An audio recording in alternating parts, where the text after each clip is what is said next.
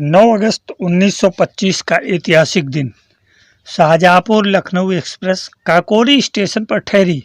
3 नाविकों ने द्वितीय श्रेणी के लखनऊ के टिकट लेकर डिब्बे में प्रवेश किया। स्टेशन से गाड़ी चली और सिग्नल के पास जाकर रुक गई। अवश्य किसी ने जंजीर खींचकर गाड़ी रोकी है, एक यात्री ने कहा। तब तक दूसरा बोला, शायद कोई मुसाफिर गाड़ी में चढ़ने से रह गया होगा।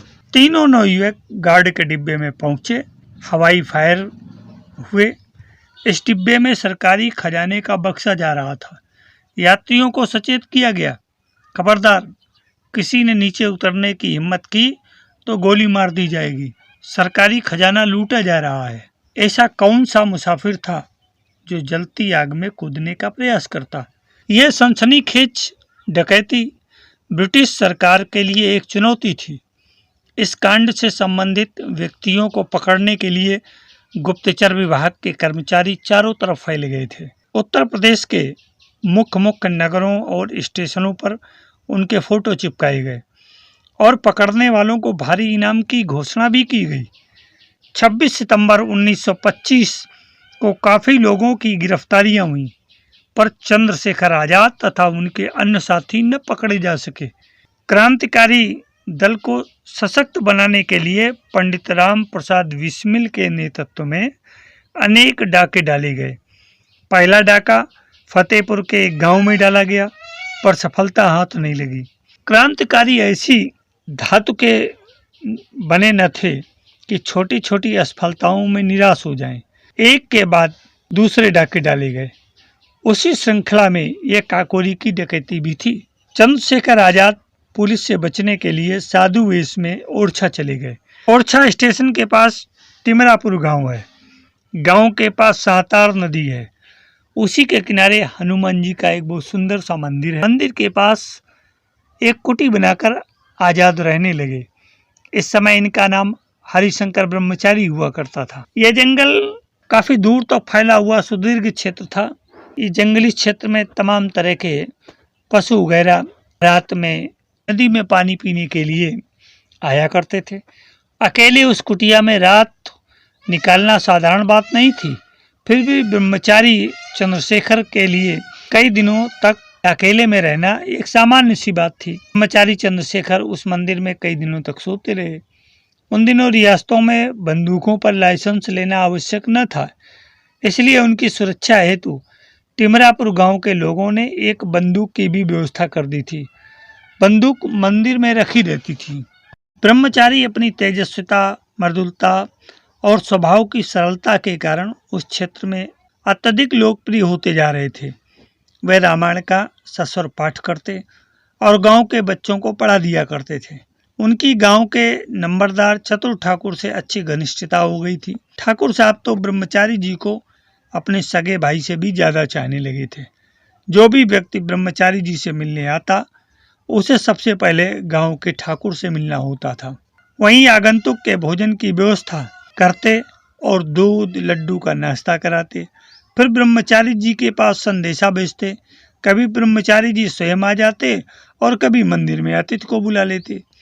ब्रह्मचारी जी से मिलने के लिए कितने ही क्रांतिकारी साथी, राजगुरु, सुखदेव, भगत सिंह, कुंदन लाल, भगवान दास माहौर, विजय कुमार सिन्हा, रुद्र नारायण सदाशिवराव और वैशंपायन आदि आते रहते थे। शीघ्र ही सातार नदी का किनारा क्रांतिकारी आंदोलन की गतिविधियों का केंद्र बन गया। ब्रह्मचारी जी लगभग 18 माह तक इस क्षेत्र में रहकर क्रांतिकारी दल का पुनर्गठन करते रहे, पर यह क्रम अधिक समय तक न चल सका। एक दिन एक जटाधारी बाबा कहीं से घूमते हुए आ पहुंचे। उन्हें सातार नदी के किनारे वाला यह स्थान बहुत पसंद आया। वह भी वहीं मंदिर के प्रांगण में धूनी रमाकर रहने लगे। बाबा और ब्रह्मचारी जी के स्वभाव में जमीन आसमान का अंतर था। बाबा उग्र स्वभाव के थे। एक दिन की बात बाबा के किसी ग्रामवासी से कहा सुनी हो गई। उन्होंने आओ देखा न ताओ बंदूक उठाकर उसके प्राण हर लिए। बाबा जी पकड़े गए। पुलिस का आना जाना शुरू हो गया। ब्रह्मचारी जी तो पुलिस से बचने के लिए ही यहाँ अज्ञातवास कर रहे थे। वह भी बिना कुछ कहे सुने कहीं अन्यत्र चले गए। ग्रामवासी तथा ठाकुर परिवार उन्हें ढूंढता रहा, पर उनका कहीं अता पता न चला। अब तो ब्रह्मचारी जी अपने असली रूप में झांसी आ गए थे। यहाँ मोटर चालक रामानंद के साथ मोटर का कार्य करने लगे। आजाद के सारे कार्यों के पीछे क्रांति दल को सशक्त बनाकर देश को आजादी दिलाना ही प्रमुख उद्देश्य था। इसी समय मास्टर रुद्रनारायण के द्वारा इनका परिचय दतिया रियासत के दीवान नाहर सिंह से हुआ। दीवान साहब अच्छी तरह जानते थे कि आजाद के लिए ब्रिटिश सरकार ने भारी पुरस्कार घोषित किया है, फिर भी उन्होंने इस रहस्य का उद्घाटन अंत तक न किया। कुछ समय पश्चात दीवान साहब दतिया छोड़कर चले गए और तभी आजाद को भी दतिया छोड़नी पड़ी। सन 1928 में आजाद के कहने पर उनके क्रांतिकारी मित्र भगवान दास माहौर ने ग्वालियर में नाका चंद्र वदनी पर एक मकान किराए पर लिया। यहाँ भगत सिंह, आजाद, विजय कुमार सिन्हा और माहौर आदि क्रांतिकारी नेता एकत्रित होते और दल के संचालन के संबंध में समय समय पर मंत्रणाएं करते। आजाद का पूरा जीवन भारतीय स्वतंत्रता के लिए क्रांतिकारी ढंग से लड़ाई लड़ने की कहानी का जीवन है, जिसमें छोटी बड़ी अनेकानेक घटनाएं जुड़ी हुई हैं। ऊपर तो कुछ घटनाएं मात्र उनके साहस और चातुर्य का परिचय देने के लिए आपको बताई गई। ऐसी घटनाओं की एक सुविस्तृत श्रृंखला है जो बताती हैं कि उनमें बड़े से बड़े खतरों को साहसपूर्वक कंधे पर उठाने तथा देश की आज़ादी के लिए कुछ भी कर गुजरने की कितनी उत्कट अभिलाषा थी।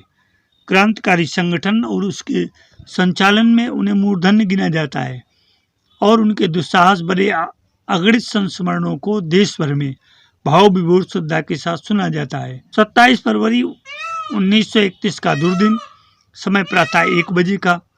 आजाद ने इन दिनों इलाहाबाद को अपने दल का केंद्र बनाया था। किसी मुखबिर ने खबर दी कि आजाद अल्फ्रेड पार्क में है।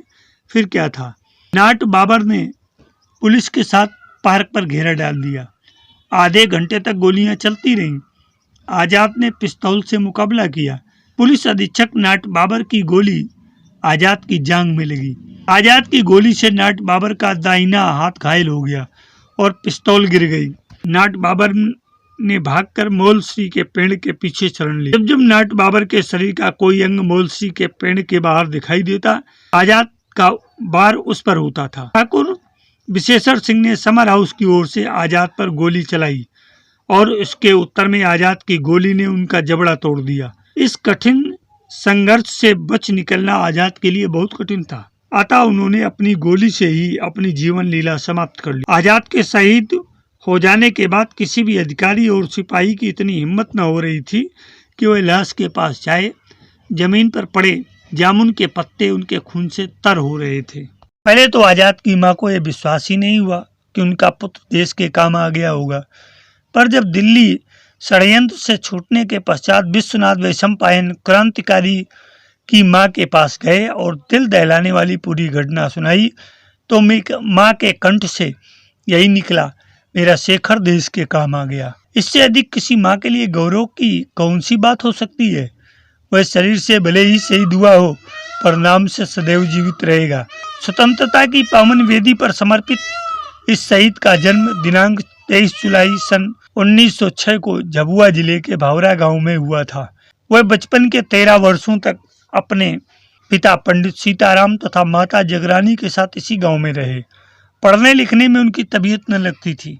स्कूल के बहाने वे घर से निकल जाते और घने जंगल में अपने मित्रों के साथ थानेदार और डाकू का खेल खेलते रहते थे। तीर कमान बंदूक चलाने में उन्हें बड़ा आनंद आता। आदिवासियों के साथ रहने के कारण ही वह तीर चलाने में बड़े कुशल हो गए थे। पिता चाहते थे कि बेटा संस्कृत का अध्ययन कर वेद का ज्ञाता बने और विद्वान बने, पर वह घर छोड़कर स्वच्छंद पंछी की तरह कहीं उड़ जाना चाहते थे और एक दिन वह बिना सूचना के घर से चले गए।